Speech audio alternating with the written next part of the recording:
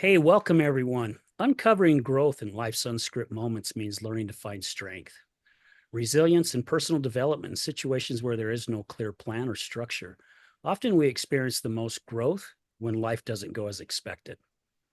Whether it's a sudden change, a challenge, or an opportunity that comes out of nowhere, in these moments of uncertainty, we're pushed to adapt, reflect, and sometimes rethink our approach to life.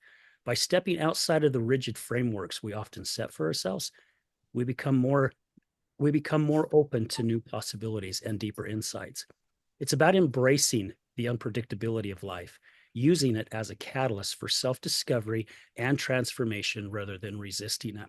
Welcome to another episode of The Other Side of Addiction. I'm your host, Al Richards, and today with our guest, Stephanie Baxter, we're going to be talking about surrounded by substance abuse and my theory, which is actually our theory of it. So, Stephanie, thank you so much for taking a day off and being on the show. I really appreciate it. Yes, thanks for having me. I'm excited. Yeah, and we just had your husband on last week. Yes. It was great. It was a really, really good show. I don't know if you had a chance to listen to it, but I thought the show went really, really well. Yeah, I did. And we actually shared it with all of our kids too. So they thought that was so cool. And to Cool. be able to, hear from where he's not speaking directly to them, but they could hear his perspective on when you asked, how do you think your kids feel about you now? Could they imagine you back then? And it's actually really funny because they can't. Not even I can't even a little bit. So it was cool. It was really Yeah. cool to watch that. Well, and I know for a fact this one's going to be really good too. And it's I just want to say thank you to both you and your husband, for gosh, your husband said something to me when we all packed in the elevator at the hockey game and I had my three grandkids with me Yeah. and then we happened to be sitting by one another and did a lot of talking. And I felt really good energy from the both of you guys. And when I reached out to him about being on the show, and he goes, "Hey, my wife's interested too. Would that be fun?" I'm like, "Hell yeah, bring her on. Let's do it." So he's funny that way. He likes to put me in these situations where I definitely am interested in it, but these things make me so nervous. And he's like, well, you grow when you're uncomfortable. So Yeah, here we are. that is so true. Well, you don't seem nervous right now. I mean, Oh, you good. seem really good. And there's really no need to be, nervous because it's just you and I sitting down and having a conversation, For sure. but again, thank you, Stephanie. I really do appreciate it. So, I was going over your bio and it sounds like that even like with the title, what it says, surrounded by substance abuse. I mean, it sounds like it's been in your life for a very long time. Yes, I don't recall a time in my life that I wasn't around someone struggling with it. It's been all over every direction from my parents, my older sister, my best friend, my ex-husband's sister, which I'll get into that part of my story. It's all over the place. It really is. Wow. So almost every corner that you went around, Yeah. there it was again. Was it Yeah. like in different aspects? I mean, different types of addiction?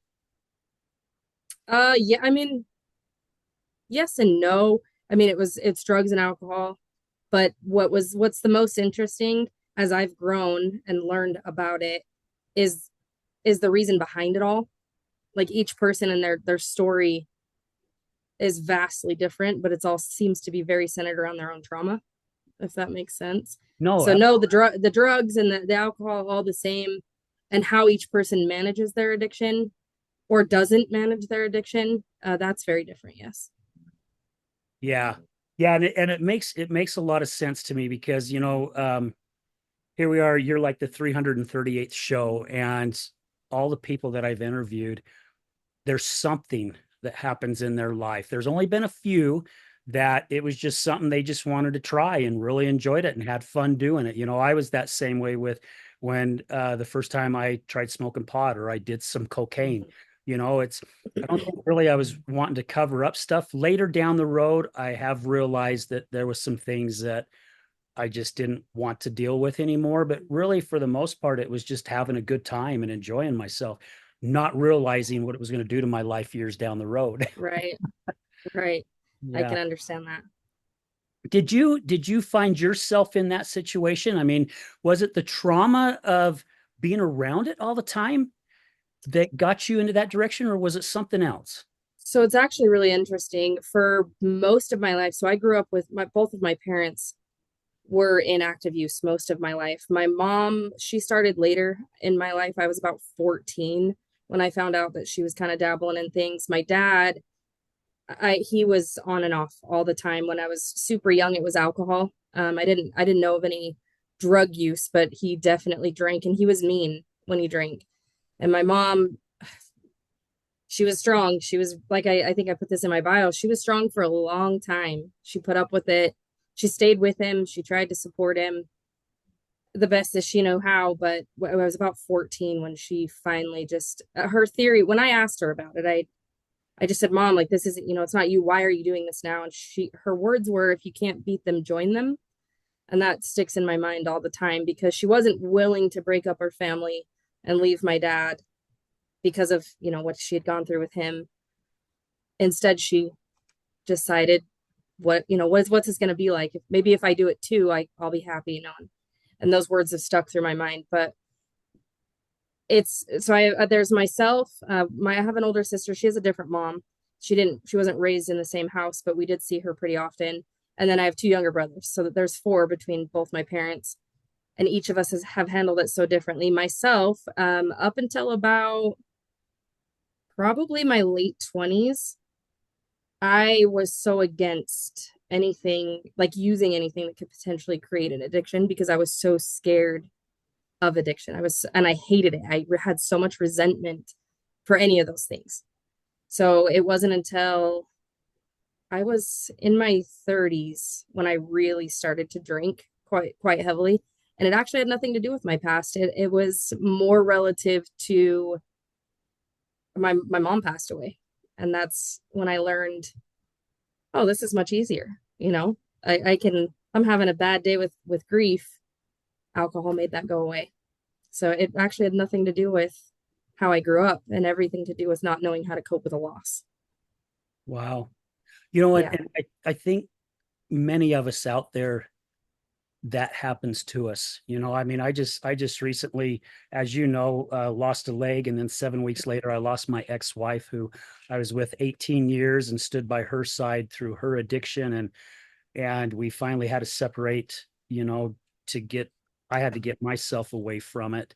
However, Hmm. we still loved each other immensely. It was just that, I'm just gonna say, it's that fucking addiction that Yep. just destroyed our relationship. But there has been other people that have come on the show and said that exact same thing about something new coming into their life and not realizing how to cope with it. And I think that even starts with us as when we're younger, because the majority of my guests that have come on the show, their addiction started between the puberty time, right? Around 11, 12, 13, 14 years of age, when they finally realize all these feelings are on them and they don't want to feel them anymore. And Yeah. and I think that's something that's important, that could be taught in school, a class Yeah. to help us as youngsters realize what life is like out there and some of the challenges that may come Mhm. forth, and learn how to deal with them, because society has a way, or has had a way for hundreds of years, especially with us guys, that we are not to show emotion. You pull Yeah. your boys' pants up, don't you dare cry. Don't you dare show any kind of sadness. You just tough through it, and you do muster through it. And I like to call it the beach ball effect. All we're doing is trying to push that beach ball further and further under the water, to where it finally gets to the point we can't hold it anymore, and then it Yep. explodes. And either we fall to addiction, anger issues come up, we end up doing something that we regret that we did. It's Yes. crazy. It is. I can definitely relate to a lot of those feelings. My dad raised us the same way, and even though my sister she grew up in California with her mom, but I was raised just like my brother. So if it wasn't broken or bruised, he didn't want to hear about it. If there wasn't blood, he didn't want to hear about it. If I recall one time I actually broke my wrist, and he wouldn't let me go to the hospital for 24 hours just because he didn't want to spend the money if it wasn't actually broken. And maybe I was just being a wimp. He used to say cowgirl up or cowboy up if he was talking to my brothers. Yeah. And as I got older and really started to learn things, I looked at how he was raised. and it made sense. He didn't, I don't think that he meant, and I don't think he had ill intentions with the way he raised us, but it definitely had a negative impact for sure. Yeah. Yeah. And that's the hard part of things, right? Because we're molds of our parents. And our Mhm. parents did the best that they could with what they had. We've Mhm. done, at least I know I did the best that I could with what I had. And there were certain things that I took from my parents, and there was other things I went, nah, I don't care for this, and just tossed it. So I know some people, and there for a long time, I threw a lot of blame at my dad because my dad was really hard on me. I Mhm. got my butt kicked for everything, everything. In a way, I'm grateful too because it made me who I am today. And now that I've gotten older, it's helped me really understand a lot more about life and how they looked at it. And Yeah. it's that link, right? We every generation adds another link on that chain and we continue. However, we have individuals like you and your husband and so many others that go, nah, I'm done. And I'm cutting this link and I'm starting a new chain, which ends up getting your children and their children adding on those healthier links instead of the destructive links. Yes. Yes, 100%. So I can speak a little bit about like my own, I had my own addiction as well. And I mean, earlier I had mentioned it started when my mom died, but as I'm reflecting, it started a little bit before that, probably about 6 months before she passed away. My ex-husband and I were separating. Well, we had separated. And I remember alcohol was just easier. It helped me with things like being afraid to be at home alone at night and going to sleep. I didn't take melatonin. It was like just drink until you pass out. And that worked. And then my mom's, her death definitely pushed that over the edge for sure. And through my addiction, what I did, I knew it was getting pretty bad, like in the back of my mind. We don't admit it to others and we try to hide it, right? And I knew it was starting to become a problem. I did vocalize that once to my brothers, but my one brother was just like, no, no, not you. It can't be, because we were so just hard and fast against it with the way that we grew up. And so I don't think he truly believed the path that I was headed down. And I'd started to go to therapy. And through the separation, I wanted to really work on myself and figure out what my faults were in my relationship at that time. And I needed to get past a lot of the things that happened as a child and, just get to know who I was. And I thought I could lie to my therapist. I was wrong. I got very lucky with my therapist. I found her and she was the right one right off the bat. And I went into my first couple sessions and she knew that I was lying. And at that moment, I knew I wasn't going to get away with it anymore. And then I had to truly admit to myself, I had a lot of work to do. There was a lot of work with why I needed to drink, not the fact that I was drinking. And I remember just being like, oh, today's the last day. Today's the last day. And one day it was actually July 4th, almost 2 years ago. It'll be 2 years this July. I woke up the next day and I was like, I'm done. I'm done with it. Adam says, you can't white knuckle your sobriety. But in my mind, I wouldn't consider it white knuckling. I still go to groups and things like that, but I was done. And that's because I could look back at my childhood and I could look at my sister and I could look at my daughter's birth mom and I could see I didn't want that. I didn't want it. So I was done. I had made that decision in my mind that I was done and I never looked back. Wow, good for you. So you didn't go to like any rehabs or anything like No. that. You just said, I'm done with this crap, man. It's time to get my life on track, and here I go. Yeah. Um, I didn't do rehab. I never got in trouble. My therapist said something to me that just really stuck. She said, I was up so frustrated because I was still battling a lot of anxiety and depression. And she said, well, how do you think the alcohol is affecting that? Like, you can't say that all of your medications you're trying are not working if you are adding alcohol on top of that because it's a suppressant. And while I knew that in the back of my mind, I had never applied it to my own life. So I was like, oh, duh. Like, of course, I'm taking these antidepressants and I'm trying to manage my depression and my anxiety, but then I'm drinking until I pass out at night. It was like, what am I doing here? So that was like a huge drive to it was I needed to get out of that place. And I'll tell you, I went through, I think I mentioned this in my bio, before that time, and I don't know if you want like a whole timeline, but before that time where I gave up alcohol, I went through a lot of things, right? There was my mom's death, I adopted a baby, and then my dad's death. There's depression. I was separated before my mom died. We tried to work it out. I still wasn't happy. There was a lot of things that were, going on. And I had decided I didn't want to live anymore. I had made my mind up. I knew I had a pretty solid plan in my mind that I was going to end my life. And I woke up every day for months saying I couldn't do it today. Not today because my daughter has a softball game. It'll ruin softball for her. Or not today because it's too close to someone's birthday. Or for whatever reason, I couldn't do it that day because it would affect somebody somehow. My death would ruin something for them. Not that my whole death would just ruin them. It had to be an event. And that kept me going, which is why I led to talking to my therapist even deeper about it. I was so frustrated about the antidepressants not working, that I was on anti-anxiety medications and I didn't feel that those were working. I was mad because they made me sleep all the time and I didn't want to sleep all the time. I wanted to have the energy I used to have. And she brought up the alcohol and I knew something had to change. And I did mention the thoughts, the suicidal ideations and the plan to my sister-in-law. And she said some things that also kind of solidified we're going to turn a direction here, because she said, what if in the afterlife, like if you end your life, what if you have to repeat it all? And I was like, oh, never thought about that. And it's kind of a weird thing to say, right? But we don't know. I mean, we all have our beliefs, but we don't know.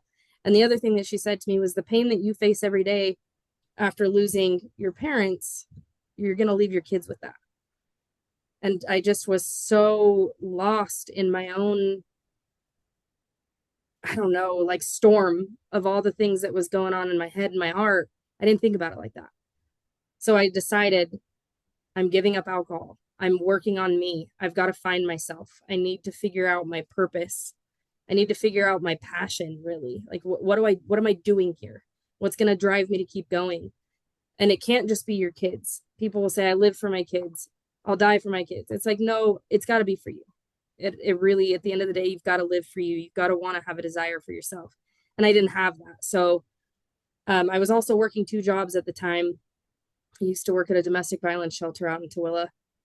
And that was kind of weighing on me because that particular company that I worked for, I didn't agree with a lot of their policies and bringing in the way they decided to bring in the women they brought in. I didn't agree with it. So I needed a second job. So Adam and I were talking, and that's how I ended up at Odyssey, working for Odyssey. And it just, the timeline of all of it just worked out so perfectly, because while I was working at Odyssey, I was like, even if I wanted to drink now, I can't come here and preach to these kids that they've got to stay sober and stay clean and keep going when I'm going home and doing the opposite, right? So that was also a motive for me to keep going in my sobriety. And then eventually I turned around and I have almost 2 years behind me, and I have zero desire to go back to that life. Thank you for sharing that. That is so cool how that how it all began and how it all continued to escalate in the right direction, right? You Mm-hmm. put that, and the way I'm seeing it, you put it out there in the universe. You came up with excuses to not end your life, like a lot of addicts come up with excuses to continue to use, Yeah, right? that's pretty accurate. Yes. And it's crazy how sometimes it shifts on us and gets us to the point that we need to get to. And I don't know if you've ever heard that the thing about Steve Jobs, and I say this on the show quite a bit, but I say it because it's so freaking true. And when you connect the dots backwards of your life, Mm-hmm. backwards, you'll see you're exactly where you're supposed to be at this moment. And when I lost my job in 2009, a 24-year career, because I pissed a dirty UA, right? Hadn't been drug tested in like 15 years out of 24 years. And then I happened to get it. And that was during my 8-year weekend cocaine and alcohol. And I've gone back since 2009 to see where I'm at today. And I have been being groomed this entire time to get to where I'm at right this moment. And I see that a lot with the guests that come on the show. It's that same thing because I'm looking at just hearing what you just shared. I'm seeing that same thing, right? You, I don't know, I don't like to throw out religious belief, but whatever your spiritual belief is, and I'm just spiritual on things, but my higher power is God, and I believe He puts us on this path, and all we got to do is step foot on that path. That's all we have to do. And as long as we're willing to step foot on that path and start moving in that direction, all this other stuff starts coming into play for us. Right. Also be the opposite. We can choose the opposite path and other things can happen to us as well that pushes us further down that rabbit hole. Yeah. So And we're all given the autonomy, right? Like it really is up to us whether, which direction are you going to go. And I just I just felt this, it was a very strong, like, I'm taking my life back. I'm taking it back from alcohol. I'm taking it back from depression. I needed to. I want my kids to have their mother. I want their kids to not just have, I don't want these kids to just have their mother. I want I want them to have a mother that they, when they're growing up, they're thinking she did the best she had, right? Not that I gave up. yeah, yeah, absolutely. That's the legacy that you want to, part of the legacy that you want to leave behind. Yeah. When you made that decision up or made that decision, Steph, did you know which direction to go to get it started? Because I know for me, when I realized I wasn't the person who I thought I was told I was a liar and a manipulator, which I called bullshit on for a long time. I realized the person that told me that was 100% correct. And I didn't really know which direction to go to start changing my life. The only thing that I could fall back on for me, I'd been somebody who had always taken care of themselves, been in, physical fit, played a lot of sports until I got into my 8-year weekend cocaine and alcohol. Then it was every Friday and Saturday. It was snort as much as I could and drink as much as I could. And I got to where I was 198 pounds, double chin, couldn't see my toes if I looked down to see them because my belly was in the way. The only thing I knew which direction to go was fitness. Mm-hmm. I had no other direction. I had no one to talk to about it because I didn't know anybody that had completely changed their life. Everyone I hung around with was just I don't know, seemed what considered normal. Now that I know that there is really no normal, because I've kind of Right. that. But it really helped my direction. Did you have something that just popped in your head, or was it because of you going to therapy and them kind of help guiding you in the right direction? So it was a little bit of both. Early on in my therapy, man, it would piss me off because the one thing I would say anytime I had seen a therapist, I had to see them as a kid. I didn't want to talk about my parents. I didn't want to talk about my past. In my mind, I thought I had healed from those things. I thought I had forgiven those things. And maybe part of me had, but I hadn't let it go. It was still part of who I was, right? In a negative way. And so she sent me to some classes. I know Al Anon was one, and that where I would meet with people. It was through COVID, so I would do it like you and I are talking now. And I wouldn't talk. I would just listen.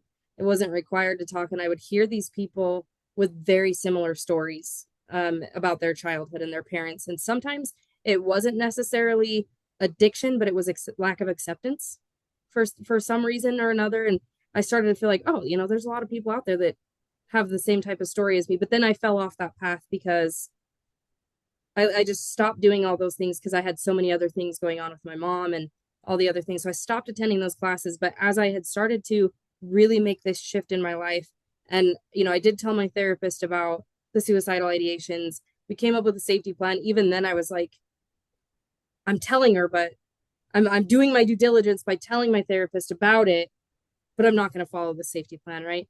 I remember her like reflecting on some of the things I had learned through those they're not classes but like meetings through Al Anon and hearing those stories I'd reflected on. They work the same 12 steps but from a different angle, obviously. I had reflected on some of that, and then Adam was the first person that I really confided in about being lost. Like, where do I go from here? And then working at Odyssey allowed me, it opened a lot of doors for me to meet different people. So my direction was just to communicate with anybody that I trusted, really. I did talk to my ex-husband a little bit about it. I did not tell him about the suicidal stuff. Um, Mostly I guess to answer your question short in a short fashion, it was therapy and reaching out to someone I trusted, which was Adam. Yeah. And that is so important, for our listeners who might find themselves in a situation right now. That is really important because we cannot do this alone. I mean, Right. there's no way we can do it alone. Whether, I mean, again, my version of it, you have to have a higher power, whatever that higher power is to you. It doesn't matter. It's what works for you. Right. However, also somebody here that you can also trust to talk to because, um, my wife who passed away, but I remember when she was at Epic for a 6 month stint, and she had a weekend overnighter, so I went to go pick her up, and she's telling me all the stuff that happened in the house, and she's going on and on and on and on and on, and of course, me being a therapist, or thought I was, and wasn't even. I'm putting my 2 cents in, and I remember she goes, "Can I ask you just to be quiet for a minute?" And I says, "Okay, what?" And she goes, "For once, just for fucking once, I wish you'd be my husband instead of my therapist because you don't know shit what I'm going through." And I went, "Whoa, holy cow." Did I still compute it? No, I was still trying to be your therapist. And it took a year or so down the road before I finally really started understanding that even though I battled the weekend cocaine and alcohol, I did not really know the depth of addiction. And she was 100% right. So, going off what you said, trusting somebody that you can talk to, whether they've lived it and they understand, or they're just there to have an ear and let you get off your chest or your shoulders, whatever it is that you want to release, it makes a huge Mm-hmm. difference. Yeah, and I will say I think that's really hard to find for people struggling with substance abuse. It's something that I am very passionate about. Is there's a stigma centered around it, and so oftentimes, especially for me, I'm very prideful. I don't want to admit when I'm wrong. Um, Finding somebody that you trust without judgment or with that same mind frame of addiction it's difficult, and I was fortunate. Adam and I actually we met as kids. We were I think 7 and 8 when we met. His sister was one of my like best friends in elementary school. So and then my brothers would kind of hang out with him every now and then, and so that I had the knowledge of his history and what he had been through, and while he was in active use and he got married and they didn't have social media, like we had fallen off each other's grid for a while, but it was still in that spotlight for me that I knew that he was someone I could talk to because I knew that that stigma wasn't going to be there because he had been through it himself, if that makes sense. But there are people out there that are willing to listen, and you just have to find, you got to put your best foot forward and just look for that person that you trust and can really confide in, that's going to be there when you're high and you're in front of them saying I don't want to do this anymore. They're not going to be angry, that they're really going to try to help you Yeah. or just listen. Yeah. Because I tell you what, if you're someone that is really close to an individual, whether it's your partner or maybe another family member, it's hard, right? Because I lost my temper so many times during my wife's addiction. I would Yeah. just get so freaking angry because I knew she was using, and then she'd sit and lie to me. And then when I would find it, I'd blow up. And now that she's gone, I've gone through that grief period, right? It's like, oh man, I could have done this so much better. If that would have been somebody else, I would have handled it so much differently. And I Right. know that I would have, and I'm admitting to that. Why could I have not done that with her? Mm-hmm. And it's that connection, and Yeah. and unfortunately I started learning this way, way too late, and really started working on it harder because again, I just lose my temper. I'd come on court and basically just say, "How dare you do this again?" You know? Yeah, I can relate to that a lot. My parents mostly, like, there were so many times that they would make promises of their addiction was interesting. Like I said, my dad was alcohol when I was really young. About the time I was 14, they met a friend in our new neighborhood, and it was kind of like cocaine, and then they couldn't afford it, and so it turned into pills. It was Oxycontin at the time, which was like fentanyl is now, really, but it then it went from Oxycontin to heroin because it was cheaper. So I remember all the promises of we're not going to do this anymore. They had gotten themselves in a situation where they went to a doctor who was prescribing Oxycontin. He was known to do this, to prescribe Oxycontin. Like, for example, my mom got her prescription. I think she got 150 of them a month. They were Oxycontin 80s for a knee surgery she had had 12 years prior. So he was writing prescriptions like this. And I remember, what my parents would do is they would both go get their prescriptions filled. They would sell the Oxycontin and then buy heroin to, suffice that addiction, and then use the rest of the money to cover bills, the rent and their cars and gas, food, whatever. And I remember them promising me, like, this is our last time. Here's what we're doing to better the financial situation. And I remember being so mean. I remember throwing things. I remember telling my dad to fuck off. I just was, of course I was young, but at the same time, it came from a place of pain and fear. Like, I was hurt. I felt that they had chose drugs over me, and I didn't understand how you could do that. Um, I felt like nothing I could do would be good enough to change them, to make them change their mind or to love me differently. And I was about, let's see, I was 17 when I moved out. I had the twins when I was 16, moved out at 17, and I turned them in for it because at this point, my brothers were still living there. I couldn't look after them anymore. I had my own two kids, and I actually got married. My first marriage, I got married when I was 16. I don't really count that one, but that happened. So we lived in our own apartment with our two babies, and my brothers were still suffering. So I had to do something, right? And I had, some family members that had threatened DCFS, and I had to jump on board with it because there was no other way to save my parents or to protect my brothers. So I ended up turning them in. And my dad, so my mom went to jail, but then there was, if I remember correctly, there was some sort of an arrangement where she was to turn in her dealer and then was free of charges. My dad went to jail, got out, and said, no, I'm not doing this, and decided to rob a pharmacy because in the midst of his addiction, plus he had to feed my mom's addiction. Anyway, he ended up going to prison.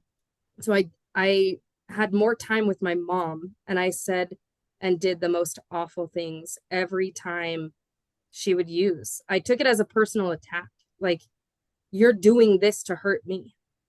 And then I started to study it. I started to read about it. It just stuff I could find online. I tried to teach myself, and I would talk to people. My best friend and we actually became best friends because my parents were buying drugs from her parents. So we lived a similar life, and I would try to, talk to her about it and try to just get a deep understanding of what it meant to be addicted. And it was so hard to accept that they are not waking up and deciding to hurt you. And it was harder to accept that nothing I could have done, no matter how much I loved them through it, no matter how mean I was or how kind I was, how many boundaries I set or didn't set, all the threats, like I would threaten them. They couldn't see their grandkids if they were high, which was true, obviously, to protect them. But, I would threaten them with things and nothing was going to change them. And that was hard. It was really hard to accept.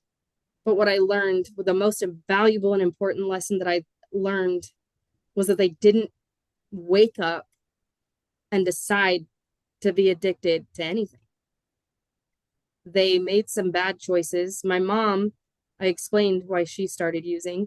My dad, he had been using since he was 16. His mom, he grew up in California, and his mom actually sent him to the army. He went to Germany when he was 17 years old. She sent him to Germany thinking that was going to help his addiction. Didn't. It fueled it. Alcohol is they drink a lot of alcohol in Germany, and that only fueled his addiction. But the way he grew up and the pains that he faced that he didn't talk about until he had therapy in prison, right? I learned a lot about addiction and about like what it means to be an addiction, what it means to be an addict and to suffer from substance abuse. And so my mind frame switched from they're doing it to hurt me, they're betraying me, they're evil people, to what happened to them. Like it just changed my whole mindset. And I regret a lot of what I said and did to them, but I'll tell you, I'll share this story with you because it's very impactful to me. I regret a lot of the ways that I treated them, but I have to forgive myself and show myself a little grace there because I didn't know. But my mom, so my mom and dad both died clean and sober.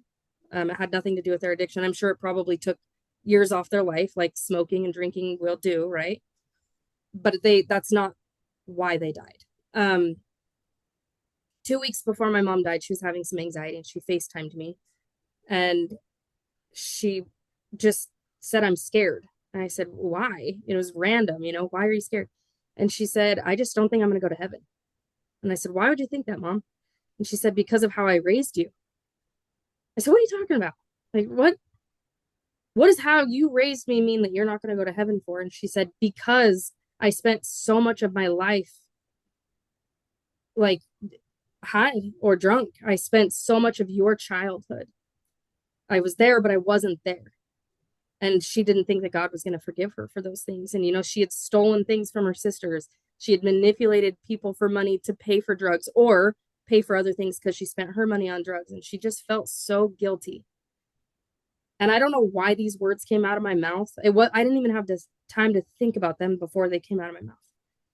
And I just said, Mom, I think it's the opposite. I think there's a special place in heaven for people that suffer from addiction and, substance abuse. She said, what do you mean? I said, Mom, I believe that all of us are here for a reason, right? I don't care what higher power you believe in, right? It doesn't matter.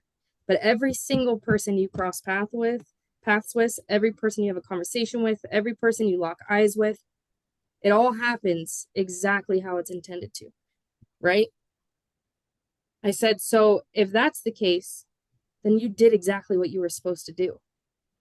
And I don't know why. I don't know why you had to go through that. I don't know why Dad had to go through that. I don't know why my sister had to go through it. I don't want to question why. But what I look at is what did it teach me?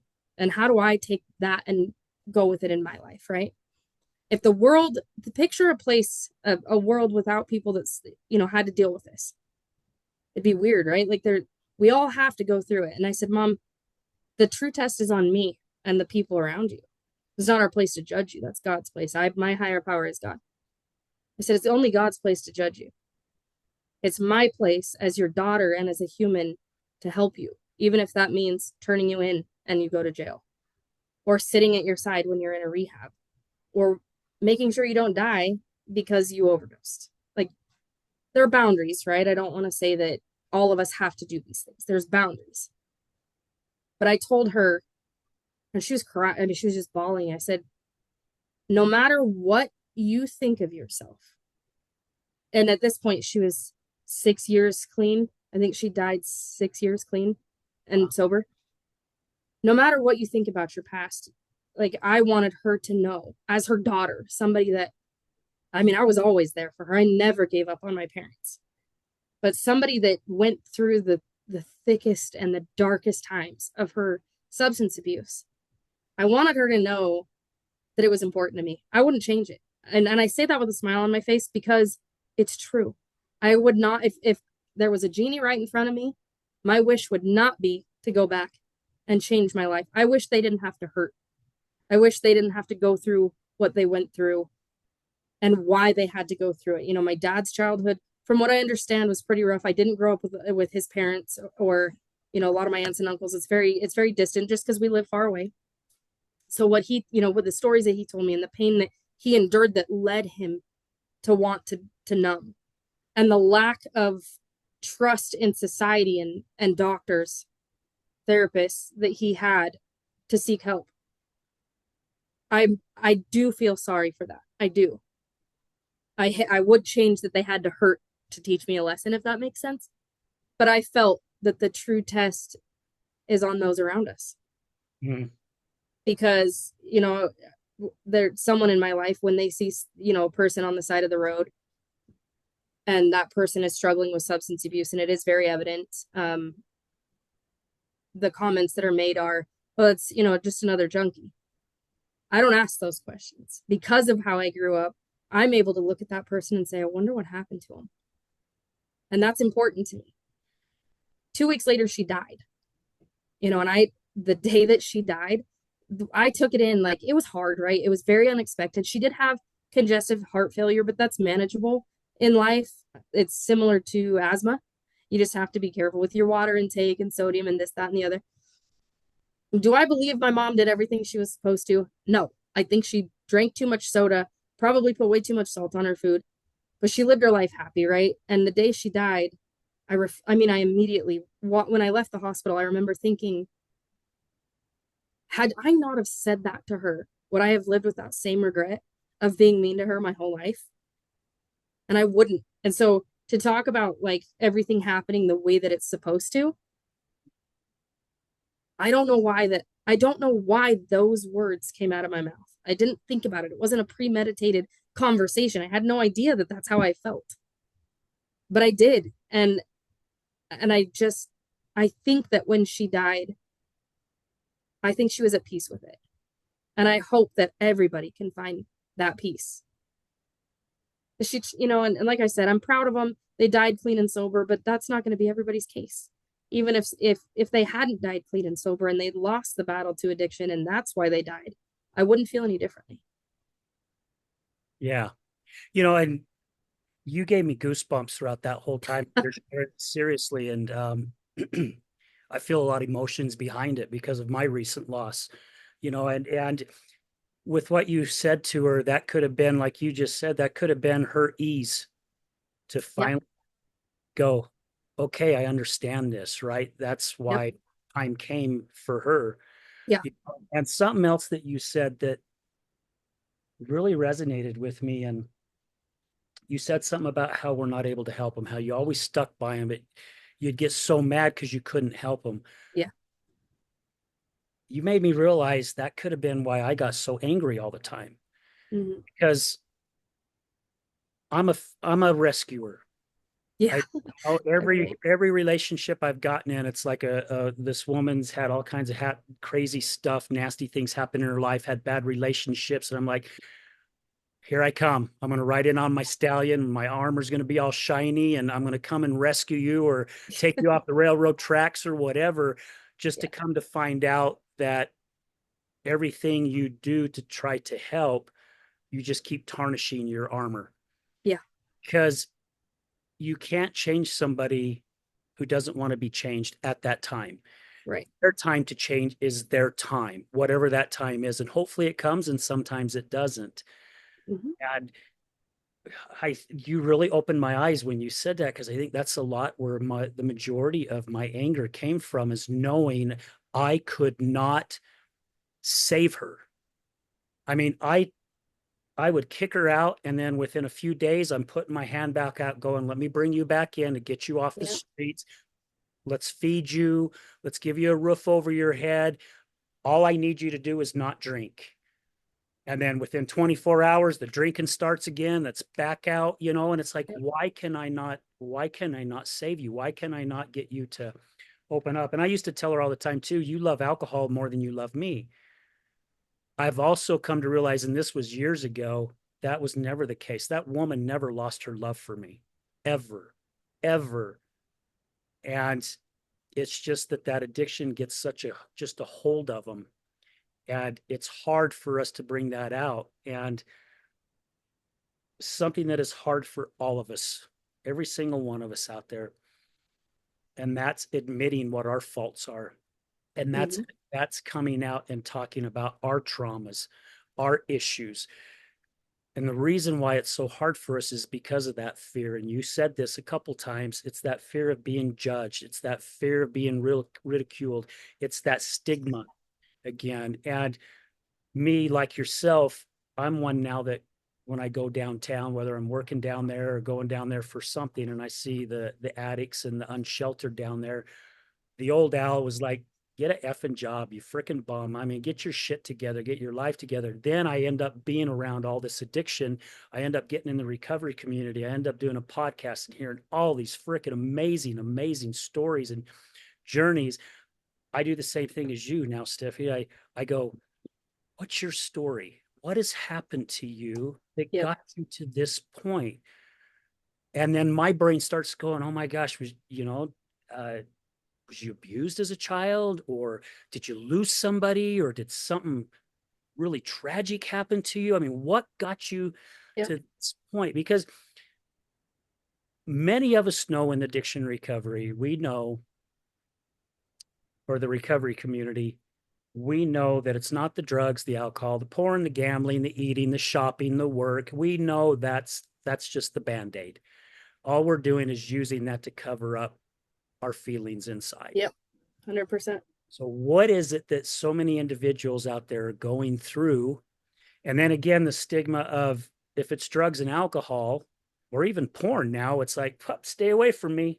You Yep. got something seriously wrong with you.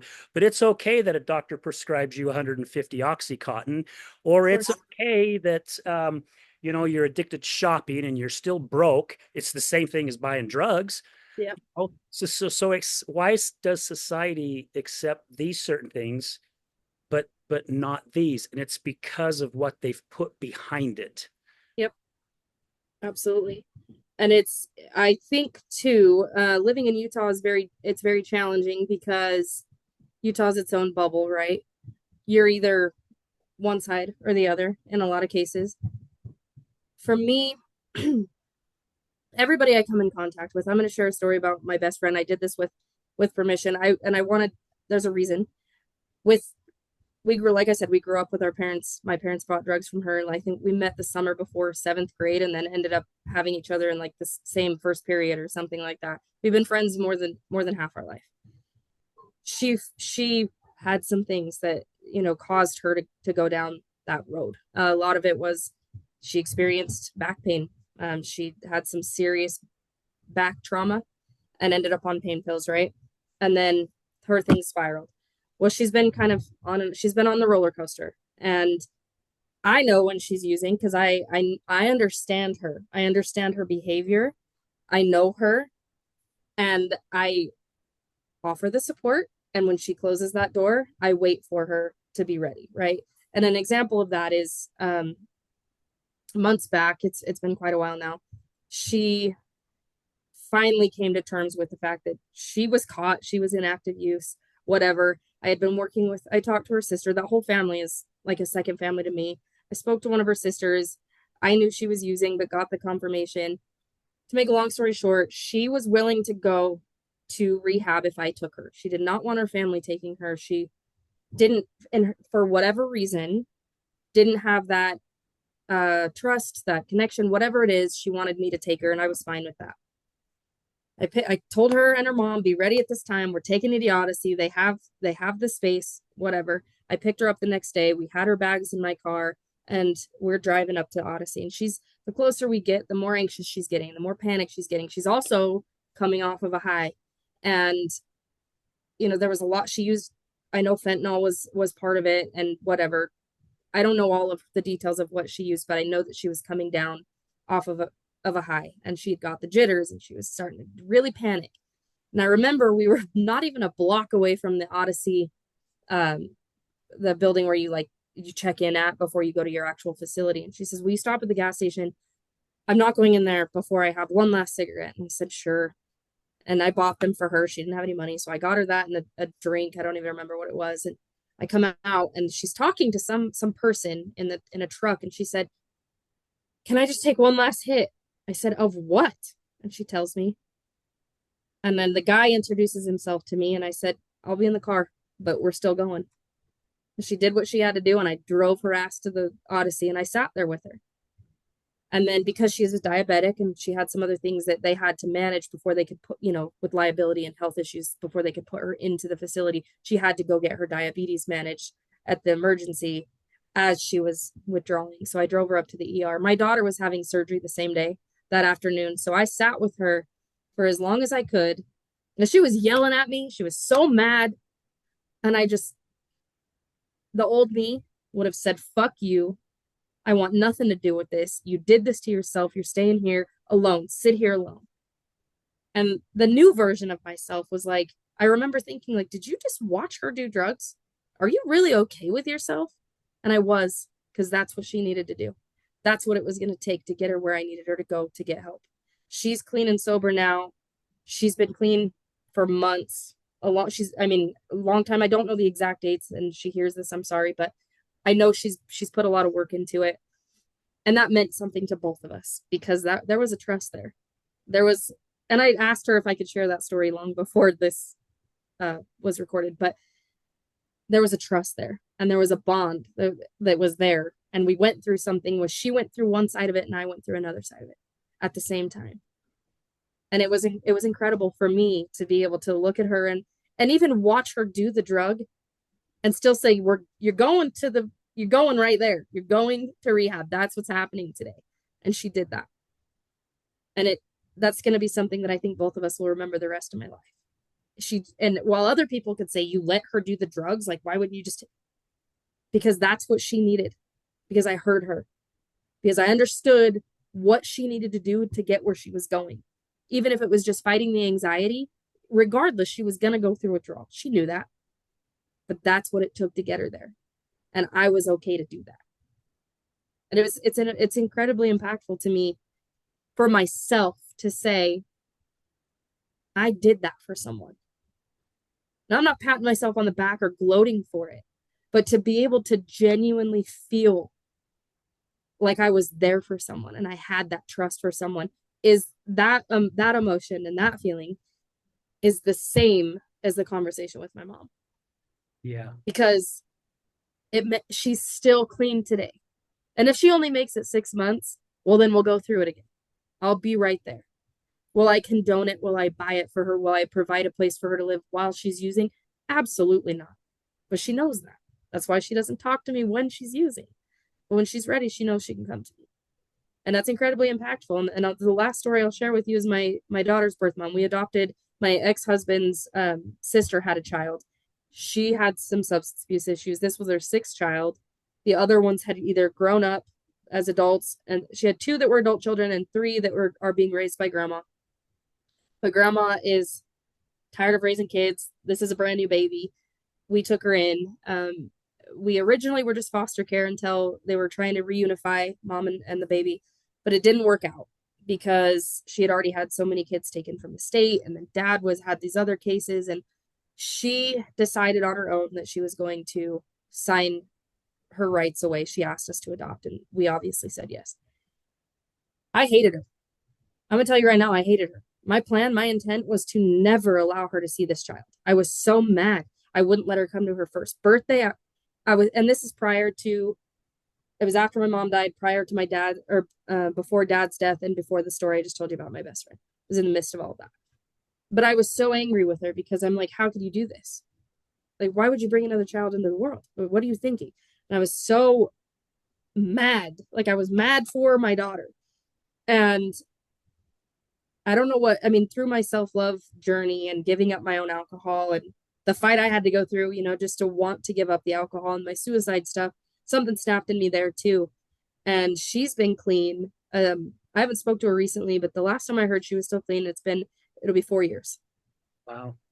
And now we raise our daughter. She comes around when she wants to. It's distant, right? But she's allowed to come into our home.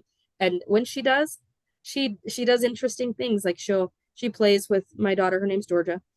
She plays with her, and they call her aunt, and that's the relationship. But she also does very other interesting things. Like she'll go into her room and she'll clean the room, and she'll play with, putting the clothes away differently. And I remember the last time she was here and she was doing these things. I watched her and I was like, that's a mother. She's still trying to do mom things because it's innate. She's a mother, right? And to be able to take on a child, which I'll tell you, this kid gives me a run for my money. There's no doubt about it. I have a very hard time with this child. There's some issues, right? But to be able to take this child and raise her, divorced from her brother, and we co-parent very well. He and I are very good friends, but all these chaotic situations, and to just slow down in that moment and watch her clean and sober still do the innate mother things is it's so cool to be able to see that. And I never would have allowed myself or my daughter the opportunity had I not learned about myself and forgiven myself and learned about addiction and substance abuse and spent so much time in the community. Like since I've worked with Adam, we've done a lot of things in YPR, and I've met a lot of really great people with amazing stories. In fact, one of the guys I met happened to know my dad from prison. And I mean, this is long after my dad had passed away. Just the way that all the dots do connect. It's all for a reason. And every single person, you and me and the bishop down the street who's never touched drugs or alcohol, everybody has a purpose. Everybody has, your life has meaning, even when it seems like you're the scum of the earth because of your choices. You feel that way about yourself. The reality is, what you're teaching people through your own hurt, even if you're not getting clean, what you're teaching the people around you is incredible. And yes, they face, the reason I say they have substance, people who struggle with addiction or substance abuse, the reason I say that there's a special place in heaven is because nobody stops to think about why. So imagine you go through all that pain. You, like you mentioned, there's who is there to talk to? Mhm. The society shuts them out. There's a stigma. That's hell. That's a hell here on earth, if you ask me. And they're whatever, for whatever reason, that's why they're here. That's part of their life. That's part of their story. It's part of their purpose. That's why I think there's a special place for them, because I can't imagine. I would have to agree with you on that one, Stephanie, in all seriousness, because I have learned so much, watching her go through that addiction and listen to all the stories, and even hearing your story. They probably are here for us to teach us something, and it is their journey, right? And some, hopefully, well, not hopefully, but there are quite a few that choose that journey to get away, Mm-hmm. right? Stop it. However, they still taught people something. My She told me once, she goes, "You don't know what it's like to know that no one wants anything to do with you anymore." Right. And at first, when she first said that, I'm like, well, yeah, because you've burned all the frickin' bridges. I mean, Mm-hmm. frickin', it's your damn fault. But then it took me a little bit to calm down and realize I just couldn't imagine how lonely that would be. Yeah. So I started getting to the point to where, and it sounds like you're there of learning that empathy for that other Mm-hmm. individual, instead of protecting ourselves and our feelings, letting that kind of go off to the side for that moment and start looking at it at their perspective, because they're dealing with something totally different. And they are our teachers. They Yeah. really are our teachers. I have learned so much. I mean, that's what got my podcast started, was her addiction, her Mm-hmm. alcoholism. That's what got it going. That's what got me to get up on a stage and start talking publicly about my issues. And I've learned through people telling me her story is her story, not my story. I share little tidbits here and there, but I don't tell the whole story like I used to, because I finally learned that is her story. Unfortunately, she's no longer here to tell that story. However, I can still keep her alive by sharing different things and what she has taught 100%. me, right? Because now I'm going to get emotional, because she has taught me so much. And it's helped me grow as an individual, just like your Right.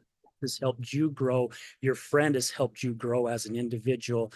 And I had somebody on my show, a good friend, Clay, who works at the Other Side Academy, come on my show, and he goes, "Al, my new high is helping people. That's my new high." He goes, "I never got a endorphin hit like I do now, right, from drugs or alcohol. Maybe that very first time, right? It's like that very first time you have sex. It's this big door. Yeah. It never goes back to that same time again, right? We never get that back, just like with drugs and alcohol or whatever else that we're battling with. Yeah. However, when we move into the realm of love, that never freaking goes away, and it seems like it just gets stronger.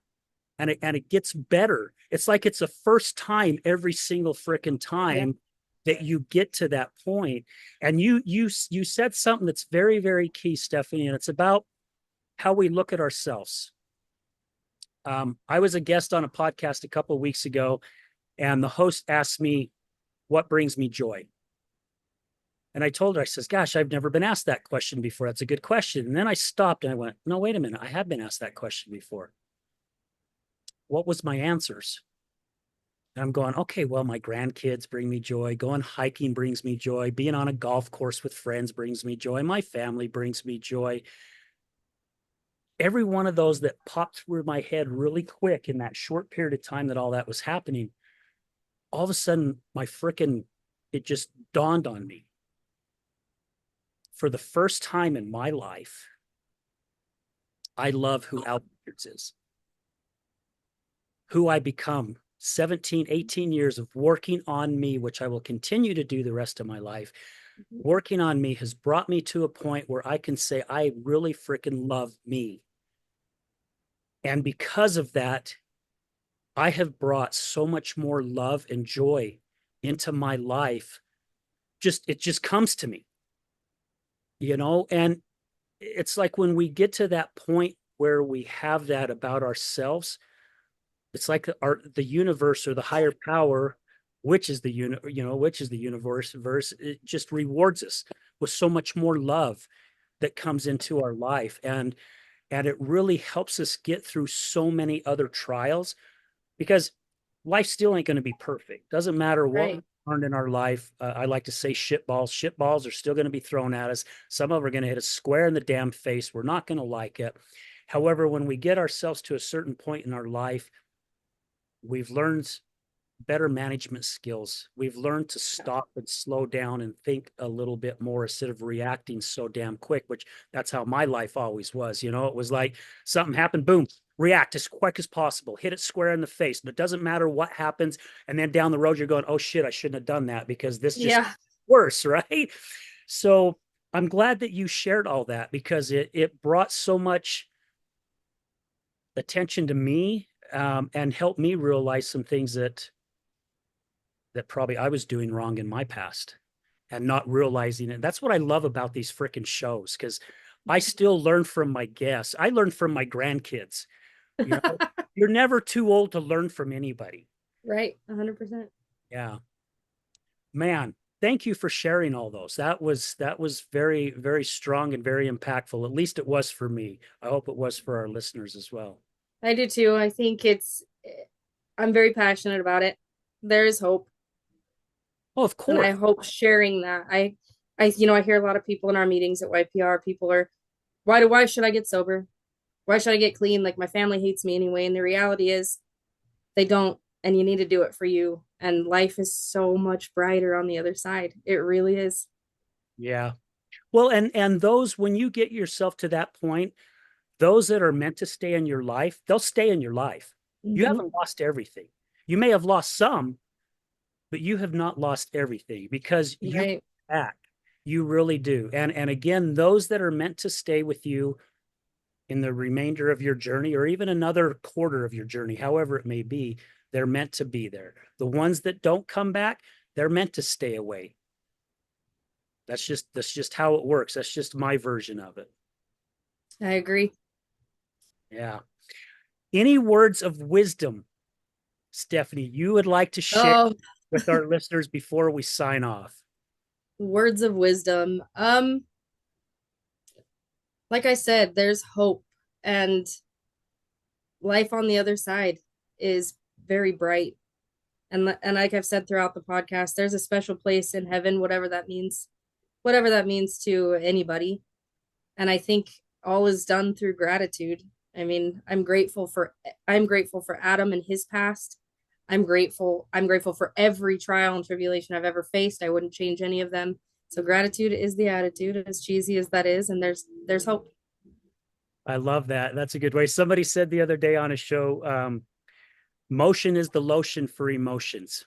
And I thought, wow. And I'll be damned. This was 2 days ago. I was actually a guest on the podcast, and the host said that. And I was today sitting in the sauna after a workout with my daughter. this gal that she knows comes in, and she just said the exact same thing. I'm like, okay, same week now. I've heard that twice. So what's that teaching me, right? What's my Exactly. lesson behind that? So thank you for sharing that. Yes, Steph, of man, course. it's been an absolute pleasure having you on the show. Thank you so much for your time, and thank you for what you do. Of Because course. really it's individuals like yourself who have gone through your own battles, your own journeys, and now taking what you have learned to help other individuals get through theirs, right? Whether you're giving them a hand to climb up over a rock, or you're showing them a different path to kind of go around to get them started in the right direction. So thank you for everything that both you and Adam do. Of course. We're happy. It keeps us happy. So we love doing it. We love the community. Love it. Well, guys, there you go. Another episode of The Other Side of Addiction. Thank you to all our listeners, all our guests, our future guests, man. They just keep piling up. If you know anybody that's interested in coming on and sharing their story, please reach out to me. Send me an email at mralrichards@gmail.com. We are booked all the way up until the 1st of August. So if you're willing to come on, man, get on now, because it's crazy how things are booking up. So guys, I love and appreciate every single one of you. And remember this: addiction is giving up everything for one thing, and recovery is giving up one thing for everything. We're out.